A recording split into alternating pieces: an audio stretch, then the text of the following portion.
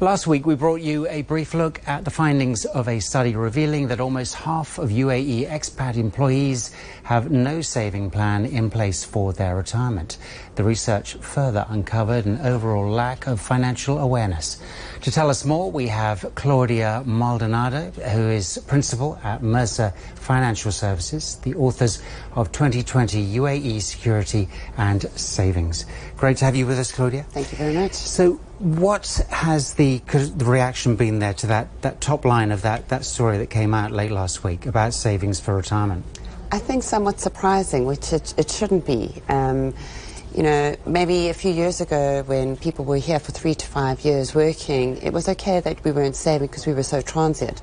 But our survey shows people are here 7 years or more, and in fact intending to stay another 7 years. So I think a lot are quite alarmed at it, and more alarming is that 61% have no long-term savings. So we've seen an increase in clients wanting to talk to us about engaging discussions as to how to put plans in place that can help employees with their awareness, but more importantly have the courage to act to make a change to their savings. Would it help then if, you know, more employers offered advice to employees? I think advice one must be careful, but more awareness is critical across all stakeholders. I think employers need to recognise that an employee's wellness is not just their physical and mental health, which gets a lot of attention, but also their financial wellness, because it highly impacts their physical and their mental. And employees need to understand that their end of service is not sufficient for retirement. It was never intended for retirement. And yet we see in our survey 43% believe it will provide for their retirement. And I think when we were talking about earlier, it's capped, the benefit is capped at 2 times your basic annual salary, when really what you need is 12 times your total salary to have, it's a rule of thumb that we generally talk about, to have a meaningful retirement nest egg. So I think there's awareness across both stakeholders. Now, DIFC, Dubai International Financial Centre, has put in place a savings plan. Tell us about that, because you were strategically involved as well with that, and is it successful so far? So yes, it launched on the 1st of February, the DIFC Employees Workplace Savings Scheme. Mercer have been appointed to the trustees as the investment advisor to the plan. It launched on the 1st of February. Employers are enrolling. As I understand, almost 600 have already enrolled, and contributions will then follow through at the end of March.